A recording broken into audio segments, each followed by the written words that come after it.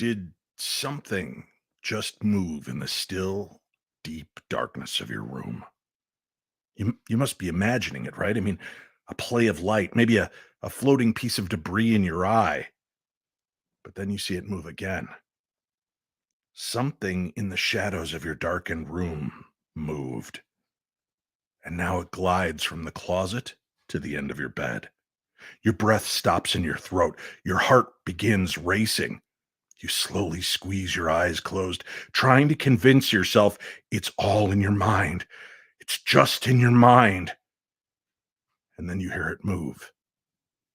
Slowly, you open your eyes to reveal an elongated, shadowy figure standing beside your bed. And as you feel the fear overwhelm you, it bends at the waist and lowers its face to yours. And then blackness. Was it all a dream, or were you just witness to the shadow phenomenon? Author, researcher, and investigator Mike Ricksecker joins us to share unnerving tales, theories, and tells us if there's a way to protect ourselves from this terrifying menace. Then, later in the show, shadow encounters from you, our listeners. If you'd like to join live in the video chat and be on screen telling your stories, pay attention. We'll be posting the links so that you can join during the program. That'll take place at the half an hour mark. All of that next, right here on the best in paranormal talk radio. This is the Paranormal 60 with Dave Schrader. I'm not gonna stand here and listen to this baloney. You won't know. He doesn't stand for baloney.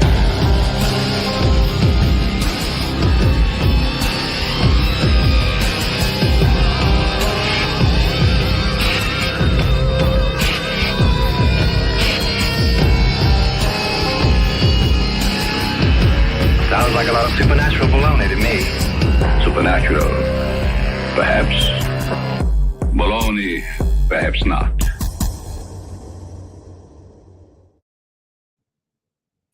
Good evening, my little darklings, and welcome. As we welcome spring, brighter futures, longer days, shorter nights, at least that's our hopes, right? That the shadows can't linger as long as they normally do. Shadow phenomena, shadow people, shadow creatures. This is something that for a very long time eluded me. I understand the way the eyes work, especially in low light settings.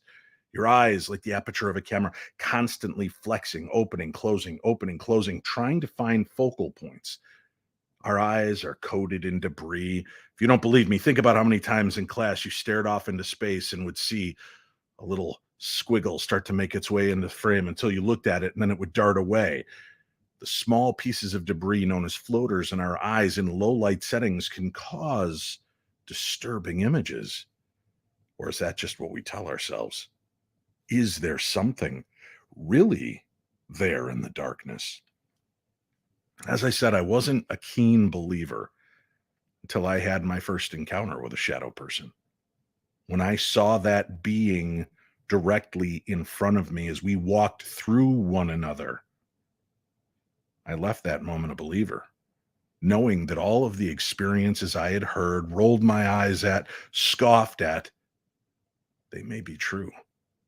Now, there is some leeway because obviously the eyes are always trying to make sense of the darkness, and some things are going to be mistaken. How many of us would see that thing in the corner of our room, terrifying us, menacing us, staring at us? And when we finally got the courage up to turn on the light, we realized it was nothing but our dirty clothes hamper and that quickly discarded hoodie that you threw on top, creating that menacing look.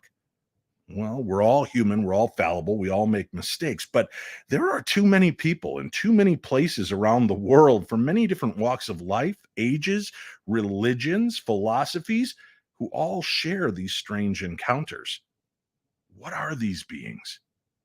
What could they possibly be here to tell us? Well, I knew having this discussion would be fun if I had a buddy of mine, Mike Ricksecker, on to join me. He's written a book called A Walk in the Shadows, the complete guide to shadow people. He has been a longtime friend of my shows. He is back with us tonight, and we have a link for this book in today's program guide, so please go check that out. A Walk in the Shadows. Mike, welcome to the program. Thanks for being here tonight. Hey, thanks for having me back, Dave. I really appreciate it. And man, you got me all kind of scared coming into the show. It's like my nerves are on edge now. It's a great intro. Don't worry, you got nice and light in the background. You should be Yeah. perfectly fine unless that closet door begins to open on its own, You're Mike. right. Well, Right? I got all the Star Wars memorabilia behind me, so No, it's the force that'll here. save you. Exactly. So, shadow phenomena. I don't want to even just consider it shadow man. First of all, it's genderless in most cases, right? We only just get a sense that it's a male presence, probably because it's foreboding, ominous, and Mhm. standing there darkly in our room. I heard of strange shadow phenomena, and I've been begging a former girlfriend who is still a very sweet friend of mine to come on the show to talk about her experiences, but she's reticent for fear that if she talks about it, they may come back. And when we dated back in college, she would tell me about the shadowy figures that lurked in her room. Sometimes she could see them as they would peer up over the edge of the bed and stare at her. It made my blood run cold, chilled. Of course, at that stage in my life, I still loved the paranormal. I was fascinated by it, but I just thought she was trying to mess with my head because I Right. liked my room pitch black. Pitch black. And maybe there was a reason for that, Mike. Maybe the reason I liked my room pitch black and all light sources blocked out was so that I couldn't see if something moved. Yeah, Right? except a lot of times these things are darker than the dark. So, Yeah. yeah, because usually in your room, even if you try to make it as black as possible, there's still a little sliver of light. And these things seem to be like the occlusion of all light, which is why they end up looking like darker than dark and blacker than anything else. I saw, speaking, many people talk about the figures, the human, sometimes creepy crawlers across the floor or ceiling. I saw one thing that I can still not wrap my head around. It was at the Stanley Hotel down in their concert hall. And down in the basement is a very well-known hotspot. A homeless person had passed away there during the winter many years ago. And a lot of phenomena had taken place there. I mean, we had EVP, we had tables thrown in that little room, the electronic room. We had a lot of strange phenomena, but bright daylight one day, I go up and I introduce demonologist Adam Bly on stage, and I cut down the back route and I go to the back stairs. I'm cutting through the hall, and there's the door, and the doorway is open, and there's bright light from the outside at the end of the hall, bright light behind me. And I can't explain it, Mike, but there was a shadow falling out of the room that Hmm. darkened the hallway with bright light in front and behind. And I saw it and I couldn't move. I stopped and my brain was trying to process what was I seeing? It wasn't a figure, it wasn't a human being, it wasn't a monstrous gargoyle dog crawling across the floor. It was just a shadow spilling out of this darkened room. But I knew that it wasn't right, and I didn't wanna walk through it. Have you heard of phenomena like that where it's not just figures, but shadows where they don't belong? Yeah. Yeah, they can. Yeah, it's not just your classic humanoid figure. They come in a lot of different shapes and sizes. They can appear as mists and wisps. Kind of an amorphous sort of form. So seeing shadow activity is like rolling black smoke. One of the more fascinating times was seeing rolling black smoke morph into the apparition of a little girl, which was totally bizarre but fascinating at the same time. So Right. yeah, they're not just humanoid figures. You see like the crawler type of shadow person where it sort of looks like a humanoid form, but also has these really long arms and legs, almost like crab-like in nature. So they do come in a lot of different shapes and sizes. Now, I know, Mike, that you've read a lot of the old research Mhm. from classic investigators that go back hundreds of years. Were there details about shadow figures that go back that far, or is this more of a 20th century phenomenon? It goes back really far. You have classic accounts from the spiritualism movement. Madame d'Esperance, who was a physical medium, and she would talk about what's interesting. Her background is she grew up in a haunted house where there were both apparitions, ghosts, and shadows. And in that particular haunted house, she was more friendly with the shadow entities. So she would be afraid of the ghosts, and when she would see one, she would actually run to her shadow people friends. But when she grew up, got married, moved into a different house, there were different entities that were within this house, and those type of shadow entities she was more scared of. She didn't like those particular shadows. So here we see that they have a lot of different qualities, a lot of different attributes, and it's really almost dependent on which particular shadow or entity that we're talking about here. That might be a good one, might be one that's a little more nefarious, but it goes even farther back than that, Dave. You and I were both recently in Egypt, and this goes back to ancient Egyptian times, where, part of their religion, for lack of a better term, they had multiple different parts of the soul. And one of those parts of the soul was the shadow that would remain here on earth to roam around after the other parts of the soul would move on to the constellation of Orion. And you can still even go back further to ancient Sumer, where you have what they called in Udug. We relate the term to a demon, but you had both good and bad demons, or both good and bad Udugs.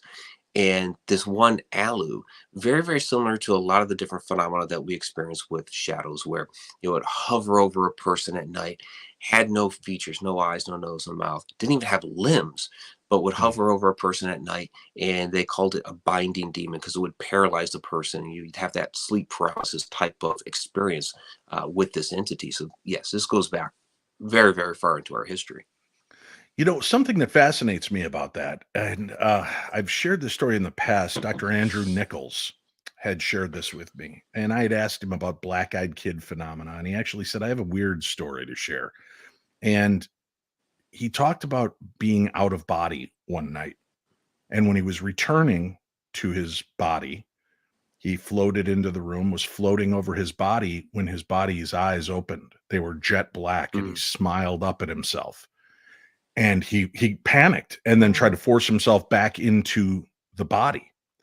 And that struck me two ways. First of all, every horror movie would have us now believe something else is in that vessel, right? There is another being, a shadow entity or something. But I thought, if our soul leaves our body to explore, and we wake up and feel the sense of shadows over us or something looming or approaching us, could it, and especially when you're paralyzed, you're dealing with that old hag syndrome, that sleep paralysis. Could it be that our body and our soul are still disconnected, and that what we're sensing is the return of our soul to our bodies, to our physical form? Because we don't know where consciousness exists. And many of the people in our field believe consciousness exists outside of us, even though we have the first person perspective. It's consciousness lives here, right? So I hit up Dr. Nichols with this, and we had some fascinating conversations about that. And he said, that makes me feel a lot better. Maybe I was just floating over. And if the eyes truly are the windows to the soul, of course they would be vacant and black because I wasn't back in there yet. Right. Yeah, that does make a lot of sense. Yeah, go ahead. No, I was just going to say, what's your take on that concept, that when people wake up frozen and they see these shadowy figures looming over them, could it be us trying to enter the shell again? It very well could be. And that's a fascinating story. That sure, it makes a lot of sense. If your soul is not within the vessel at the time, then yes, when the eyes open, there wouldn't be anything in there. And of course, you hear about when people astral project, there's the silver cord that connects them back to the body so that they always have a means to get back. But yeah, I've had people contact me about, maybe they projected or something like that, and they're headed back to their body. And there are other shadows and things like this around. Could that be their spirit guide or something like that? That's an idea. But that's a fascinating story in and of itself. I hadn't heard that one before, but it makes a lot of sense to me. Yeah. Well, you talk about the shadows in the room, and I've asked people. I said, when we're at live events, I'll say, "How many people have seen a shadow person?" Okay, Mhm. people raise their hand. How many of you saw them in your room? And a good portion of those people still see Yeah. them. I say, I want to direct it to this part of the conversation, if I could. If you could please answer for me. When you see it in your room, what is your knee-jerk reaction? Is there that moment of fear and then you just kind of roll over and go back to sleep? And like 99% of the people are like, yeah, yeah. And I go, see, to me, I think we're our most vulnerable while we sleep. And if we are astral projecting, it would only make sense that the watchers, the protectors stand over us around our bed, maybe guiding, guarding our bodies so that nothing else does enter it while we're on our journey. And I've spoken about that. Make a lot of people feel really good. And yeah, maybe that's what's going on. Because I said, if you woke up Mike Ricksecker and Dave Schrader standing at the end of your bed, you're going to be like, what in the hell are you Right. doing here? But if you see a dark shadow looming over you and your first inclination is, what? Okay. And then you go to sleep, that can't be inherently evil. Right.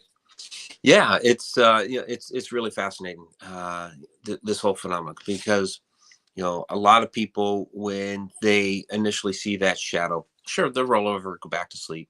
Some people will get frightened because they think there's an intruder in the house. It's not initially, it's a shadow person sort of thing. A Right. lot of times it's I'm dreaming, I'm going to go back to sleep, or there's an intruder in the house, and they might actually get frightened. They'll pop a light on, and the thing disappears. So there's a lot of different things at play here, but yeah, what I try to tell people is, these are a lot of different things. We were just talking about astral projection. If, say, a relative of yours knows how to astral project and they project into your room, perhaps they just want to come visit. Maybe they live great deal away from you, your grandmother or mother, something like that, knows how to do this. When they come into your room, how do they look? Because they're projecting their consciousness, they're projecting their energy. Does it come off as a shadow? Does it come off as, you hear these reports of like shimmer type people? Is that what we're seeing? And in that sense, then it's more of a protective type of energy. And when we're waking up, it's because we each have a toroidal field of energy around us that extends out several feet. And these entities, or these projections or what have you, also have their own energy, their own toroidal field. So when they intersect, we feel that, we feel a presence, and that's what's waking us up. And then we see whatever it is that we're seeing. And I think we try to make sense of what exactly this is, and there's several different rabbit holes that we may go down when it comes to that. All right. What are some of the more terrifying examples of experiences that you've heard over the years? More terrifying examples. A lot of times, well, like the crawler experiences are a lot more terrifying in nature, because you're having something that, very long arms and legs, very fast in nature. They're whirling around you, like, you know, that whole almost like demon crab like sort of thing, where they're creeping down the stairs or they're crawling on the ceiling and things like that. And I've actually seen one of those before, and it was very disconcerting and very creepy. And those are ones that Well, no, you can't just throw that away, Mike. So yeah, you oh, had this experience. What happened? yeah, no, we were at this was out in Oklahoma. Old church, is abandoned church called Black Bear Church, and we were just doing an EVP session in the basement, and we saw this black shadow slip in through one of the windows. And we're like, okay, we saw that, and we continued to do our sessions, and all of a sudden this thing was circling the walls, the ceiling. At some point, it hit the floor because there was a soda bottle on the floor that's got kicked across the room. We heard it hit the railing and bing, hitting the railing. And as it's circling us and circling us and circling us, the medium that was with us at the time said, okay, let's sing some hymns, say some prayers, this sort of thing, kind of lighten the atmosphere. And so, we start singing. We start, I think it was Amazing Grace, and we started singing. And as this thing circling, finally it slipped right back out the window from where it came. But this was a mass of just shadow and a flurry of arms and legs. It was probably one of the more bizarre things I ever saw. But doing that singing and lightening the atmosphere helped to push it back out. When we talk about the shadow phenomena, there's, the concept is this, the shadow of the man, the shadow of what's left behind of a haunting. This is all that's broken down to over the years. What might have been the woman in white or the weeping man or the child is now just kind of this black shadowy figure left over until it finally dissipates as well. That's one concept of it. But it seems that these things are intelligent and outside of the realm of ghosts. Almost like in some of the cases I've heard through the years where ghosts see the shadow person as well and seem to react. And in some cases have left the room because the shadow figure enters, which is compelling to me as well. These things, then are they existing on the same plane? Or is it I don't know. I can't make sense of how this works. Yeah. I think what a kind of quote unquote true shadow person is some sort of interdimensional being, and in some accounts, they're actually very close to our extraterrestrial experiences. You see a lot of these accounts of, we were just talking about, wake up in the middle of the night, see this tall, dark, shadowy figure. You might have the sleep paralysis that goes along with it, and a lot of our UFO abductees or people who have encounters with extraterrestrials at night report the same thing, but instead of a shadow person, you're seeing an ET. So you see a relationship here with a lot of this phenomena. So what exactly are we experiencing? And these, if it is an ET, this is something that could be traveling interdimensionally or could be projecting into our room. And, when we're talking about, really, when we're talking about an interdimensional being, it is something that is an ET. It's not native to, to our planet, or at least to our dimension, Right. or it even could be an ultra, what we would call an ultra terrestrial, something that is indigenous to Earth, but is on a different plane of existence. So, there's a lot of different possibilities that of what we could be interacting with here as a shadow person. So, yeah, you have your classic. Maybe it's some sort of human entity that can't fully manifest as a shadow, or can't fully manifest as a apparition, I'm sorry, and comes off as a shadow. But it seems more and more likely that most of these are something that's interdimensional. There have been more and more reports of these shadowy figures attacking.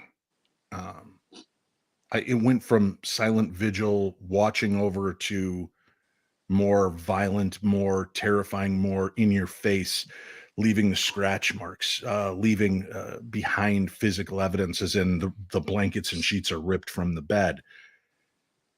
When we're looking at this kind of deal, do you think then it's amorphous? We can't pigeonhole what these beings are, because as you just kind of stated, we might be dealing with a myriad of different beings, creatures, spirits, and entities that all have this darker form that they can take. Right. Yeah, we're dealing with a lot of different species that use a similar energetic modality to come into our plane of existence. And you're really talking a mixed bag here. And this is going to sound really simplistic, but like with humans, some people are good, some people are bad. Same thing with shadow entities. Some are good, some are bad. So it really comes down to, okay, what's the agenda of the particular shadow entity? And yes, you're going to get ones that will attack, that will leave scratches, that are up to something more nefarious, where others still are coming here, watching, observing, trying to understand humanity. So it's, I hate to say it, you're kind of luck of the draw when it comes to which one's going to show up in your bedroom. Yeah, I'd like none of them, Mike. None of them. The answer: 100 people surveyed, top 5 answers on the board. Number 1 answer: none of them. None. Yeah, I don't want any showing up. Now I've had shadowy figures in my life, throughout my life.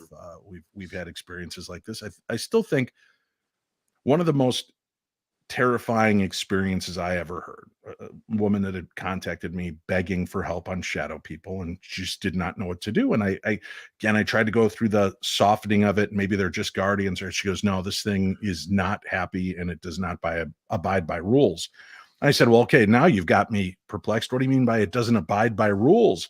She goes, I said, leave my room in the name of Jesus Christ. And she said it reached down and grabbed the end of my bed and just started shaking out of my bed. Oh, wow. And she goes, and it was banging. It wasn't like he was lifting it off the ground, but he was just, that the older bed had just had enough rock to it that he could shake it. And it was almost like he was mocking her. That doesn't work on me. And I asked her, I said, well, are you Christian? Do you believe in Jesus Christ? Do you believe that this? And she goes, yeah, I really wanted to that night. And I said, well, if you don't have faith behind something, maybe it can sense that. So there's that old vampire take, right? That you have to believe for it to work on me. Yeah. And we talked about different things and methods to try, but she was terrified because that was the first time. It wasn't just something in her room. It wasn't something she saw drift through. This thing actually physically touched something she was a part of and shook it.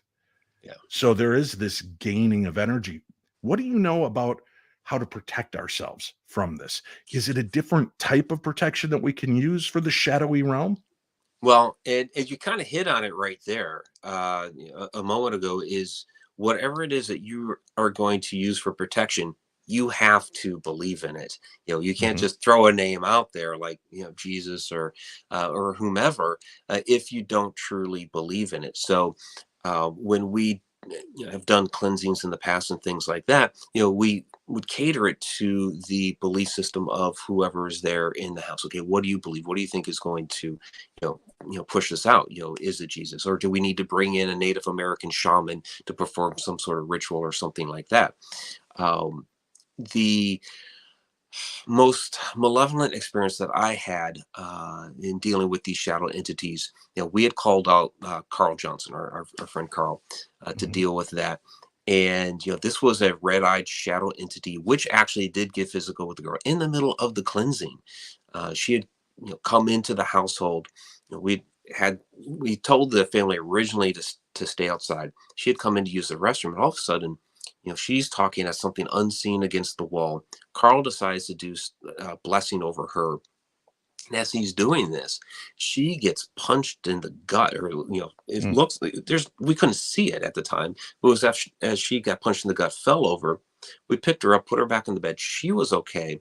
Going back over my audio later, you heard this EVP that said die right as she got punched in the gut. And also, just after that happened, tri-field meter that was going off over by the closet, which she routinely saw this thing, and the back door to the master bedroom kept flying open. So all these bizarre things, kept going on at that same time, but we kept it up. We all retained our belief, and we pushed it and we pushed it and we pushed it. Finally got it off that property. But I think that's what it comes down to, is you have to have a wholehearted belief in whatever the methodology is to push it out. All right. Mike Ricksecker, our guest. Again, we have a link up for his book on today's program guide, so you could get a more comprehensive look into the shadow realm and what shadow people are, the different entities, styles, stories, and ways to take care of it and protect yourself. I know we just both got back from 2 separate Egypt trips, both in Egypt together, but apart. Like ships in the night, Mike Ricksecker. I was after I did. I was down in the south while you were still up north. Yeah. Now, you've got some new projects bubbling. What else can people look forward to coming out now or very soon? Yeah, absolutely. So we're going back to Egypt next year, next April. So, jump onto that. I also have a Connecting the Universe seminar that I'm doing at the historic Bell Mansion in Indiana. That's coming up in June. I know you and I are going to be at Parapsychon here soon, and also Phenomenon in September. So those are a couple of great events to jump on, and be on the lookout for my new book coming out later this year, which is all on time and time travel. Excellent. We'll look forward to it, and I'll expect to have you back, and we'll take a deep dive into time travel together. Mike, thanks for being here. Absolutely. Thank you so much for having me back, Dave. Appreciate it. Always. Hey, when we return to the show, folks, we've got stories to share from listeners that have sent in emails. If you are in the live chats, Winnie is putting up a link right now. You can join me live on tonight's program to share your shadow encounters. I want to hear about the shadow beings you've seen. Do they leave you frightened? Do they leave you laughing? Do they leave you wanting? What are they and what are your experiences? Tell us that next, right here on the best in paranormal talk radio. This is the Paranormal 60 with Dave Schrader. Hey, Richmond, Virginia, I'm coming this week. That's right, March 24th through the 26th. I'll be at GalaxyCon, along with some of the coolest supernatural, sci-fi, and fun entertainers in the world. I would like to see you there. I'm going to be doing talks on different aspects of the paranormal, cursed movies, creepy creatures, and how to ghost hunt. So if you're interested, you can participate. Meet me at GalaxyCon Richmond, March 24th through the 26th, Richmond, Virginia. That's the place to see me next. And I hope that you'll make your way out there because we have some amazing stuff that's going to be taking place at GalaxyCon in 4 different locations this year. I'm going to be at all 4 of them, including the one that takes place in Austin, Texas later this year, along with the Paranormal 60 news crew and friends. We're going to have a great time. You need to be there and be a part of it with us. Go check out galaxycon.com.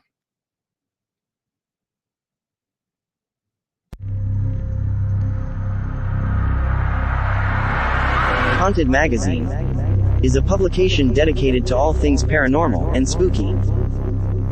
Each issue features articles, interviews, and stories about ghosts, hauntings, and other unexplained phenomena. The magazine also covers topics such as cryptozoology, UFOs, and other aspects of the supernatural. Expect to find in-depth investigations of haunted locations, first-hand accounts of ghostly encounters, and reports of paranormal events and attractions. The magazine also includes features on the latest ghost hunting technology and techniques, as well as tips for those looking to search the supernatural on their own. Issue 37, The Frights of Spring, will be in stores from March 6th. So remember, don't be normal. Be paranormal, and order your copy today.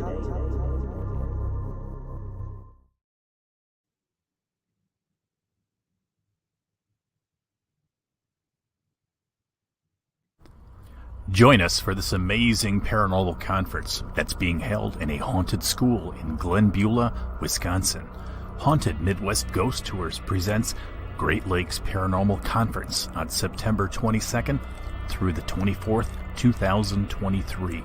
We have some great speakers with Jason Hawes, Adam Berry, Sherry D. Benedetti, Lyle Blackburn, Shane Pittman, Sarah Lemos, Dave Schrader, Jeff Bellinger, along with Wisconsin's very own Chad Lewis, and many more will make this one of Wisconsin's most talked about events.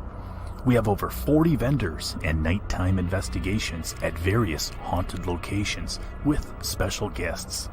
Get your tickets now at GreatLakesParanormalConference.com and find us on Facebook under the same name.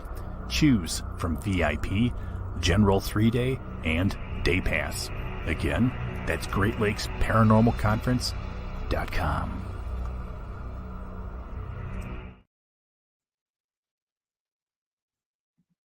Hey, do me a favor. If you love this show and you love the content that we share on it, I want to hear from you. And the best way to do that is by supporting all of the great advertisers you hear on our program, whether it be Babbel or HelloFresh, or perhaps even, any of the brand new advertisers that we're bringing on board. We really do want to hear from you. We want you to take advantage of those specials because they're designed for you, our listeners, handpicked for you. BetterHelp, another great example. So again, we have links for those in today's program guide. Please take advantage of them and take advantage of the deep discount savings you can get by being a fan and a friend of the Paranormal 60. All right, friends, we are open for business. If you would like to join me on tonight's program, we are including a link. It'll be in the live chats right now. I'm going to put that up as we speak so that it's available. All you have to do is click in and join us. and be a part of the show. It is a video and audio podcast, so make sure that you have a good connectivity, good audio, good video, and we will have a conversation. I want to hear about your stories. I also have emails from you, the listeners. Let's start off with one of those before we go to Amanda, who's patiently waiting in our green room. This comes from Olivia. She says, "Hi, Dave. This is Olivia, of whom my son Miles refers to as, Mom, you're like Greg and Chachi. You're an Eeyore and a Chachi." We remember her, don't we? Anyway, long story short, I've seen stuff my entire life. Mists, shadow people, full-blown apparitions. When I moved in with Miles' dad 12 years ago, my son wasn't even an inkling in my mind. One day I froze because a child peeked around the corner of the kitchen. I seriously thought someone's child got lost and wandered into our home. I said, "Hey, are you okay?" Got up. Nobody was there. Not the first or last sighting of this boy. Then Miles was born. He would get up in the middle of the night to say someone was playing with his toys. I saw this apparition once in his room, kneeling down with a toy car. Then, poof, gone. This little boy was always around. I loved it. Well, the pandemic took a toll on my family. I lost my job because I had to homeschool. My son's dad and I separated, and Miles and I moved in with a friend. This little boy followed us, but he turned into a shadow. Not the normal full body apparition that I would see. He laid on my pillow. I could feel the compression. I thought it was Miles, as we were sharing a queen air mattress at this time. I rolled over to move the bed hog over, and my hand went right through his shadow body. Sorry, that gave me the shivers. He presented himself in the basement when the kids were playing by laughing as a shadow in the corner, which scared the crap out of the kids. We ended up trying to fix our family, moved home 3 months later, and here he is, full body apparition again, in sight. On why a full bodied apparition becomes a shadow and then back again? Please, Dave, I need insight. This is one of the most mind boggling things I've ever encountered, and that's the short version. Thank you, Dave. You rock. Well, thank you, Olivia. I don't know. How does it go from a shadow person to a ghost to a shadow person? Maybe it has to do, again, vibrationally. Maybe it has to do with the locations. Maybe it has to do with the energy of the people in those homes, what they're able to bring to it. There might be a stronger poltergeist agent, meaning somebody that was in the home that allowed that energy to feed them a little bit more. I could be wrong. That's kind of my initial take on it. Paul Krish in our chat says, "Have a shadow figure that has been with me since 2001. It scared me and the wife in the beginning, but we haven't been touched or anything. Or no poltergeist issues. I have a feeling that I went to a local cemetery that's known for shadows and great EVPs, but had to share my issues and still ongoing experience. Thanks for the work you do." Well, thank you for sharing with us, Paul Krish. We appreciate that. Let's see here. And just so you know, I've got some people in the green room. I'm going to go to them now. You have to have video and audio. I've got to be able to see and hear you in order to participate in tonight's show. So for those of you that are back there with your cameras off and unique names, I won't go to you just because bad experiences have proven that never works out well for anybody. But here I've got a face. Here I've got a name. Amanda, welcome to the show. Hi, Dave. How are you? I'm doing good. All right. So what's your shadow story? Well, I kept trying to type it on there. I did it 3 times, tried to donate money. Never went through to my knowledge. But anyway, I'll still try to donate. I just want to kind of give my opinion based on experiences. I know that there are shadowy spirits. And it's my personal belief, based on my personal experience and my family's, that I feel that there's a difference between a shadow spirit, what some people always, you hear shadow figure all the time on the TV shows. But my belief is the shadow figures that I've seen are a very dense, dark humanoid figure. Typically no hair features or clothing, no genitals or anything like that. It just is shaped humanoid. And we experienced them quite a bit in South Carolina. I won't say where, I can't. And once for a while in this house, which my daughter now tells me that she thinks we brought it from her old house. Anyway, the one major experience that I saw that was just crazy, but also made me feel as if these are interdimensional beings, the ones that are shaped like I just described, was I was managing a property in South Carolina, and I was standing out at the pool at night, and they would typically pace. They would be, sometimes if you saw them closer up, they would be vibrating and would peek around corners, but they very rarely would approach. I don't remember one ever coming face to face with me. Other people might have different experiences, but I could see them from a distance, and they would pace on the balconies of the vacant apartments. And this one particular one, well, they all look the same. He would go from apartment to apartment. When I was full, I would have to switch him away if I was trying to show the apartment, because they would peek around the bathroom, and I didn't want my clients to see him.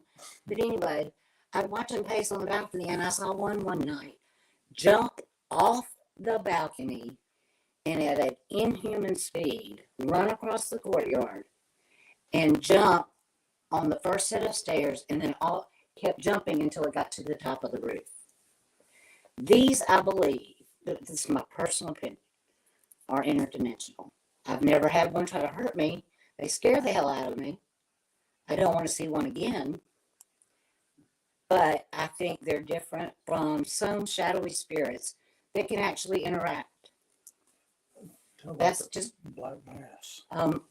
That's not a shadow figure to me. My husband's trying to tell him about the black mass. I can't hear you.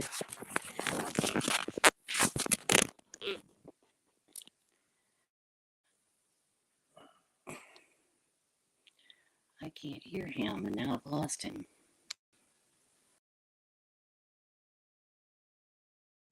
Yeah, weird. All of a sudden, my audio muted itself. Amanda, I appreciate you telling the story. I'm glad you told me your husband was there, because all of a sudden we could hear this male voice saying, "Tell him about the black mass," and your mouth wasn't moving. So I'm glad that there was somebody there with you. I appreciate you calling in. Your audio is very, very choppy. So we're going to part ways now. Hopefully you can get a better connection next time, and we'll have you back. But thank you so much for sharing. All right, let's go to Tina and hope that Tina's got a better connection. Hi, Tina. Hi, Dave. How are you? I'm doing well. What's your story for us tonight? Well, the shadow figure was my very first ever paranormal experience. Okay. How old were you? It was I was in my late 20s. Okay. It was back at 2003. All right. It was at my mom and stepdad's house in Shellnam, Missouri, in the Ozarks there. Okay. And everybody had gone to bed. My dad and I had drove down there to visit everybody, and I was getting ready to go to bed, and my mom left the bathroom light on, so because I'm a klutz, so I could see where I was going during the night. And all of a sudden, the hairs on the back of my neck stood up. I felt like I was being watched.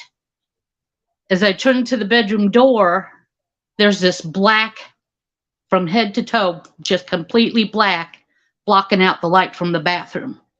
Head, shoulders, arms. I just froze. Yeah. It scared me. Next thing I know, it lifts one of its arms up and closes my bedroom door. Okay. Few so seconds it could later, interact with the physical. Yeah. All right. A few seconds later, the door opens back up, and it just completely vanishes right before my eyes. So next morning, we're having breakfast. I'm asking everybody if they'd gotten up during the night, to use the restroom. Nope, everybody had slept through the night. And as I'm looking over at their dog at the end of the couch, she's looking down the hallway into the back bedroom where I had slept the night before, and she was just cocking her head like she was looking at something in that bedroom or somebody. Okay. My first ever experience was with a shadow figure. Yeah. Now, have you seen shadow figures from that point forward, or was that the one and only time? That is the other time I've seen is like Amanda with the black mass, and that was at Malvern Manor.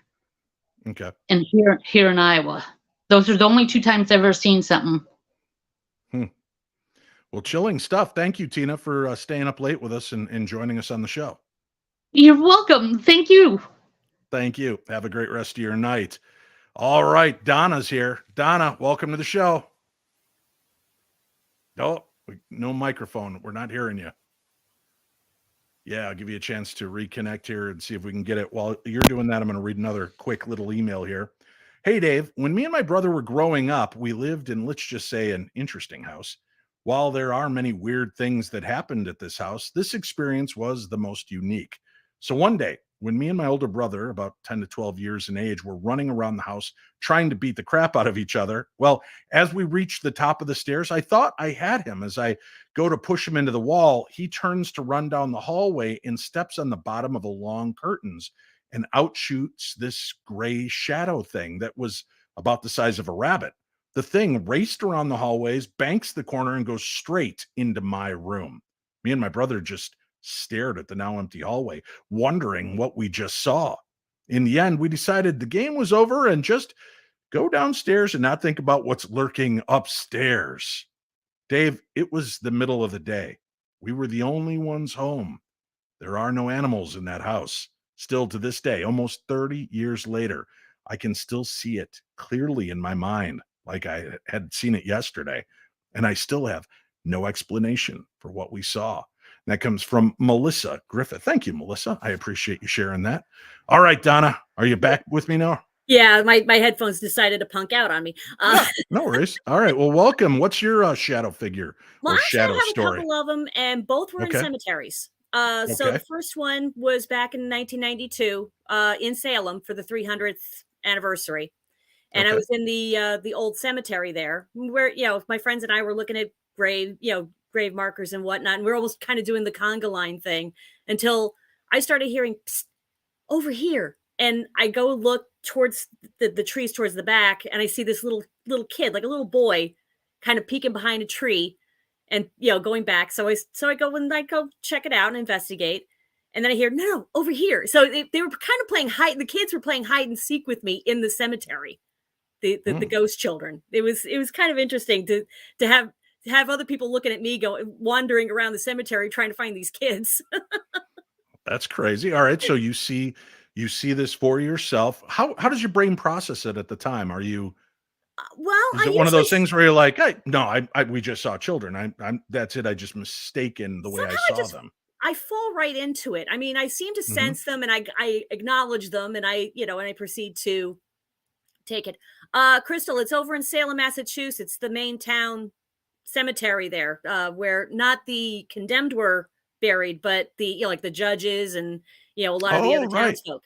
Yeah, Black Cat Tours took us there. Shane and I, when we were visiting, they took us to that one and said that there are a lot of shadowy figures that are seen lurking around in that cemetery. Actually, I did do some research, and I guess there was a yellow fever breakout at some point, and there are a lot of children buried in that cemetery as well. So, yeah, that was the first one. The other one, and this was kind of almost a commonplace one for me when I lived in upstate New York. There's a huge cemetery. It's Oakwood Cemetery in Troy, New York. Okay. Which is filled with all varieties of ghosts. I mean, every personality you can think of. But in one particular one, there's a particular crypt towards the back, and it's huge. I'm trying to remember exactly the name of the family. And it has a lot of things going on. There's a lot of energy there. There's a lot of spirits, spirits are there of varying types. But kind of a little bit of ways from that before you can approach it.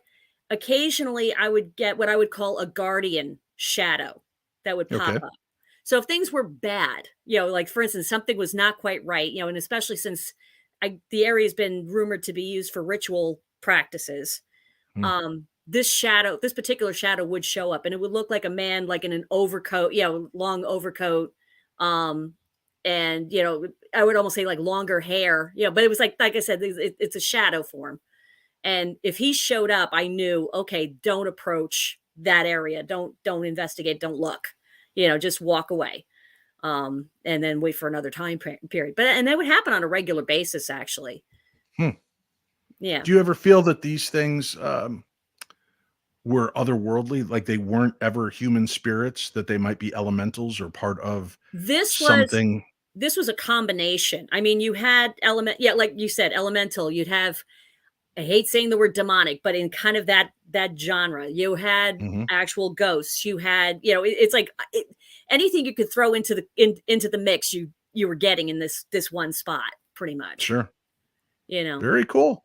Yeah. Well, Donna, thank you for calling in and sharing some of your shadowy figure experiences tonight. And I appreciate you listening and being a part of the chat all the time. Thank you. Thank you very much. All right. We've got a couple more in our chat room here. You're going to have to help me. Is it Sunny? Yes, it is. All right. You never can tell now. Sunny, Suni, Sunai, I don't know. But Sunny, welcome to the show. And I like that you have a very bright room to make sure that nothing shadowy moves behind you while we have this conversation. All right. So where did you have your shadow experience? So I was outside of our house with my sister on a 4-wheeler, and we have like this barn, and we were going around it, and all of a sudden I see this thing sprint out of it, and like it was like hunched over. And as soon, like, there's a cornfield right next to it. There was no corn in it. And as soon as it hit the dirt, it just vanished. And I look back at my sister. I'm like, are you seeing this? And she's like, yeah. Wow. We were just freaked out. Do you think this was a shadow figure, or do you think this was like a residual ghost that just happened to be running from the barn out into the field?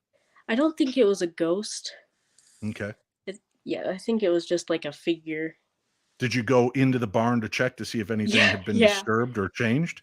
Yeah, we finished like driving up there. I'm like, what the heck? It was just strange because I've never really had anything like that happen before. You bring up the story, and I want to mention one other creepy tale that I had. This is like the earmarks of every horror movie kind of machination. It's really bizarre. But talking about the barn and animals, I'm thinking, did this thing hurt or affect an animal? I was out at, I think it was Michigan Paracon probably 4 or 5 years ago. And a woman comes over to tell me the story. She goes, I got to ask you something. She goes, so I had a cat who had recently passed away. I was very saddened by this. And one night I woke up to this shadow version of this cat laying on my pillow. And I was thinking, am I seeing this? And she reached over and started to stroke the cat. She said she could feel the hair. She could feel it moving. She's petting the cat, and she's like, oh, he's come back to visit me. And she gets done, and she goes, thank you for visiting. And it climbed off the bed and turned into a human form and walked out of her room. That is awesome. Yeah. But do you have a cat near you right now? Please tell me you do. Okay. All of a sudden, in the background, I start hearing a little cat decided to jump up here. Right at the cat. She wanted a good ghost story. Good. Well, thank you, Sunny. Thanks for being on with us tonight. Thank you. Thank you. And thank you to everybody that's been making donations for the show this evening. I appreciate that with the super chat, super stickers. I'm sorry I haven't been able to call them out as the show progresses, but I do appreciate it. Let's see. We've got Uncle Leroy's Hoodoo joining right now. Kind of this, you've got this ghosty mercurial film over your camera. What's going on here? I like it. Yeah, probably because the camera just needs to be clean. Let's just say there's a ghost waiting there for us. Right. What's your story for me? Yes. I got to see which one I start at. I've seen my story because I'm a Tata and Kisi and Palo too, so I work with the spirits as well. Okay, say that slowly so I can. I practice. I'm a practitioner of Palo Mayombe, Afro-Cuban Congolese system, and we work with the spirits as well. So I'm a Tata. What was the long word you Tata can you gave this long Tata and Kisi. It's a Tata and Kisi is like it was just the father of the spirits. So like if anybody needs, like when we're doing cleansings or somebody got something going on in their house or whatever, they got a spirit in their house or a spirit on them, we got to do the work to cleanse. We're the Ghostbusters. Okay, very cool. All right.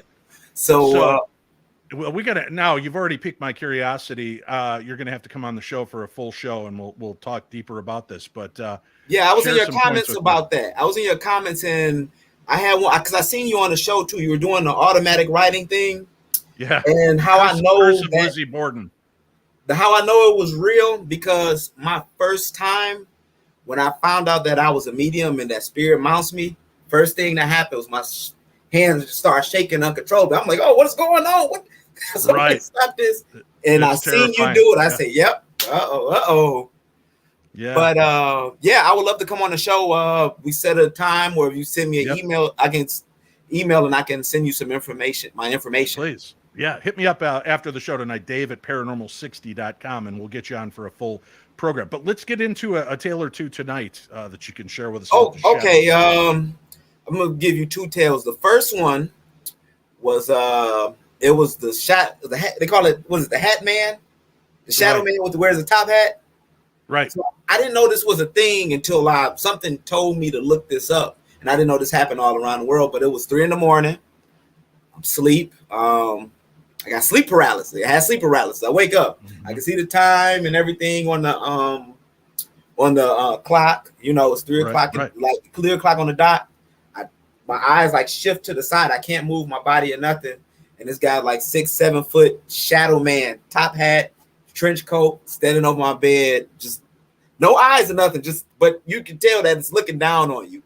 Darker. My room was completely pitch black. It's darker than the room.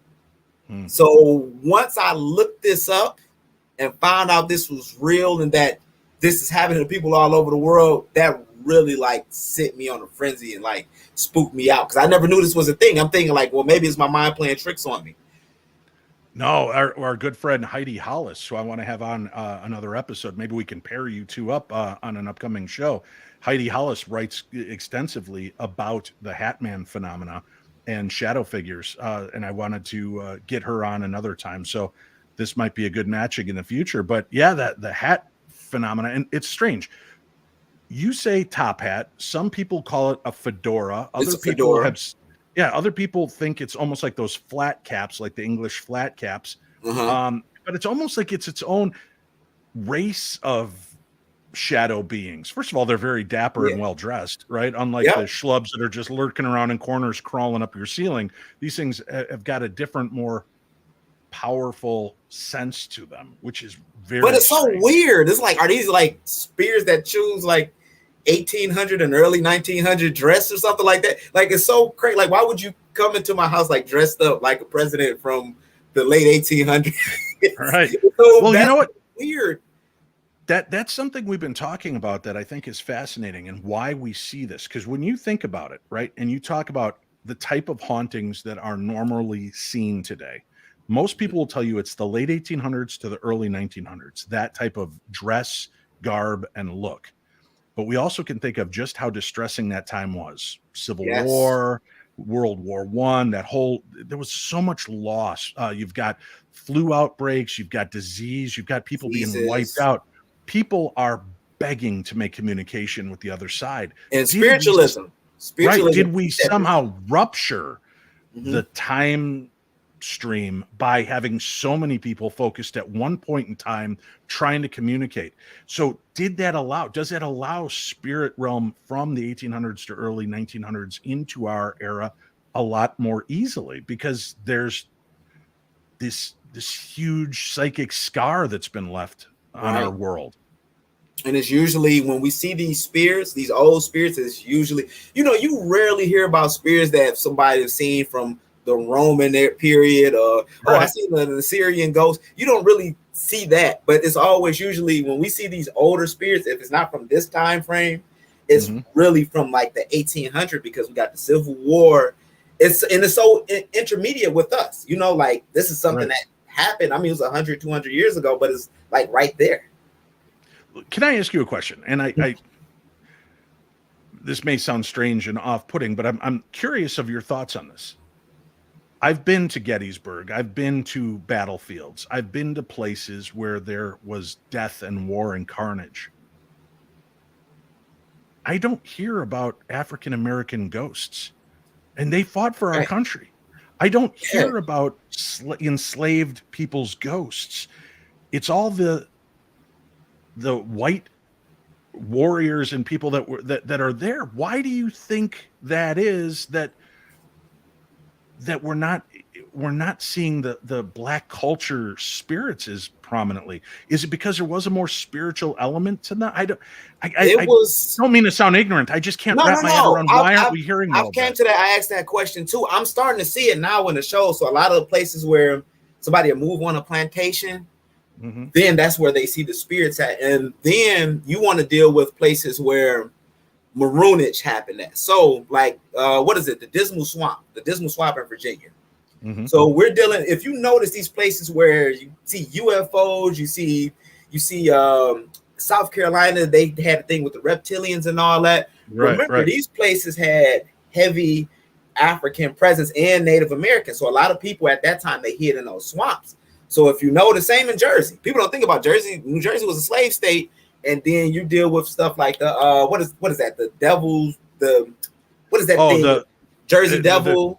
Right, the Jersey Devil. You've also got the Bridgewater Triangle right in that area. We got the Bridgewater Triangle. We had Native Americans and African slaves. These are fresh African slaves. So they still had connection with, old practices. They knew old practices from Africa. So if you go to like South Carolina, for instance, you hear about the hauntings in the swamps and different things down there. So a lot of the African American slaves would talk about, a lot of Congolese slaves or the Gullah Geechee, they would talk about the Simbi. And the Simbi, or we call them Palo Mayombe, the Basimbi are like aquatic spirits. And you go to Haiti, the Simbi, the aquatic spirits, they come out the water. So you hear a lot about these mermaid situations or like reptilian type beings or whatnot, and they're around either lagoons or they're with the ocean, or they're in the ocean or whatever. But these are the places where it was runaways at, or on certain plantations is where you hear it. You hear about a lot of it at. And then you go to places like Cuba, you go to Haiti. A lot of times, if they're still practicing the traditions, they have ceremonies to send their dead off. So what we do in spiritism, we do misa. We call it a misa. What you'll call a seance, we call a misa or a mass. And when we do that, we do stuff like sending the spirit off. Like after 9 days, we do the prayers out of the Allan Kardec book. It's like these 2 prayers that we do. We raise the candle and glass of water for 9 days. And then after that, we go to like a Catholic church, and they call it like still in the prayer. So when they're doing a prayer for like the sick or whatnot at the end of the Catholic church, you insert the name of that person that passed. So a lot of those, one of the reasons you might not hear about them, because certain ceremonies were done to send these spirits away, like amongst the Gullah Geechee culture, amongst the Cubans with Santeria and everything. But if you do, I think with people, if they do want to focus and they do want to see a lot about African American spirits, those places where it was maroons at Louisiana, South Carolina, the Dismal Swamp, the woods in New Jersey or whatnot, they did a lot of rituals there. The Native Americans did a lot of rituals there, and that's where you get this UFO. It's all type of weird paranormal everything stuff. Right. Yeah. Fascinating. I've got to have you on. We got to talk more about this. And I'll tell you, boy, in all the years of doing the investigations we've done, I've seen spirit. I've heard spirit. The only time I was most physically affected was by an African-American spirit in Butte, Montana, Richard Sims, who was shot. Wow. And I walked into that place memory, not knowing what happened. I thought I had ruptured something inside, and did not find out for 2 days that this enslaved gentleman, Richard Sims, had been shot there and died, and he was shot in the stomach area. And it was just like, what? But yeah, that was the only time. Yeah, you feel it like here. Like I had a situation. I was reading somebody, and her family had issues of what is it when you have the cough? Is it COPD or something like that? Right. Tuberculosis, right. Tuberculosis. I'm coughing. We're like, what is going on? She's like, oh, my grandmother died of this, but I'm feeling the symptoms. And then one thing too, when we're in the Misa, a lot of times, like when we do ceremonies in Palo, we do ceremonies in Santeria. One of the things they say where the ancestors rest at, or the spirits come, is your neck, right? They come right here. Right. So if you're in a Misa or a seance, a lot of people, they will feel heat right here. Or sometimes if you go into a haunted place, you just feel your hairs. It's like, oh man, or something is on you. It's weighing down on you, because this area right here is like, it's almost like a portal. you know, I It's felt interesting you bring that up, because when you started talking about what you saw in The Curse of Lizzie Borden, if you watch it, as it starts to happen, I kind of raised my shoulders because I felt like this hot air was blasting the back of my neck when my arm was going crazy. So it felt heat. You feel the heat right here. Yes. And that's where you feel it. See, and this is the beautiful thing about the conversation we have, because the symbolic language and the movements, without me, you know, because people can call it charlatanism, but that I can pinpoint without ever talking to you, pinpoint the process of what's going to happen, because you feel the heat right here. And a lot of times they do stuff where it calm it down, like if it's a hot spirit or whatever, you know. Or I think one time I got a reading done by Santero, and he said, hey, and it's a little person, he's like, hey, did you sleep with this person the other week? And I'm like, oh, why did that come up in a reading? I'm like, yeah, what's going on? It's like, because whatever this person had on this person, you're sensitive to spirit. So whatever this person had on purpose, and this is why you're feeling depressed, then you're feeling depressed and you got all these issues. And I'm way down on I was depressed like for about 2 weeks. Right. He did the cleansing with like the chicken and everything, a rooster. I walked out of the yard. I'm walking. I'm like, okay, he did it. You know, I walk out of the yard, I get past the gate. The sun is raised, like it's up in the sky. It feels like something lifted off of my neck, and like I can stand up, and I'm like, what is it? I mean, this stuff, I practice it, but it blows my mind because of the language of spirit. Like it's another, this language of spirit is like, it's mind blowing, but it's mysterious at the same time, you know? I do. Fascinating. Listen, we have to wrap it up, but you have got to come back. Email me, dave@paranormal60.com. Let's get you on. Is it in the chat? Yes, or in the description it'll be there. Or if you just follow on here, I'll throw it up here at the end of this. Let me right there. Boom. So it's running across the bottom of the screen. Okay, so all I have to do is go back and watch it again. Thank you so much for sharing and giving us some insights tonight, though. Fascinating stuff. No problem. I'm about to write it down now. Take it easy, Dave. Yeah, thank you. All right. Wow. See, you never know. We throw open the doors and give an opportunity, and voices rise and insights come. If you have stories you want to share with me, let's do this again. We'll do it again real soon. I want to make sure I can get to another email here. Let's see. I've got a couple. I don't want to. We'll do more when I have Uncle Leroy back on the show, or when I have Heidi Hollis, and we'll do this. But this was sent to me. I used to see shadow people pretty much every day as I hiked in the valley below my house at sunset. They were long, tall, thin, like stretched out late afternoon shadows, but without the benefit of the sun or any other light to make them. It seemed obvious to call them shadow people, but I had no idea at the time that shadow people were a thing. I always thought they were remnants of ancients, and we're glad there was finally someone here protecting this magical land. Eventually, I didn't even bring a headlamp when I'd hike, because they, always 2 or 3, always on my diagonal left, a little bit in front of me, began to walk me home up the mountain and shined a light for me when it got dark. It's not that they ever stopped greeting me, but I stopped hiking because I became disabled. Only once was there a physical crossover. It was on Thanksgiving about 10 to 12 years ago. Nobody had invited me anywhere. I was quite annoyed, feeling sorry for myself, but plus I'd slept funny, which had pinched up my neck and shoulders. I was strolling along, grumbling into the high desert majesty, when suddenly I felt strong hands dig into my neck and shoulders, working out those knots. After that, I quit my belly aching, felt pretty well blessed, and marched back up the mountain. The shadow people used to be a big part of my daily delights. I miss both them and that hiking part of my life. None of the images I could find really look like my friends. This is the only one somewhat reminiscent, but forgot that the tree branch hands, the weird-ass white eyes and grins, mine have no facial features at all. They're shadows. Now, I believe in them because I saw them every day for years. But honestly, this is so ridiculous, and I laughed so hard at myself. For I don't know how long, maybe months more, I was thinking they were my own long shadows from the low setting sun, because when I'm hiking on the land, I'm just so blown away all the time that I just don't pay attention to my own shadow. Why would I? unless it's doing something remarkable and I need a picture. Then all of a sudden, one day, I remember right where I was. It occurred to me that the sun was already below my high ridge. So where the heck was this shadow coming from?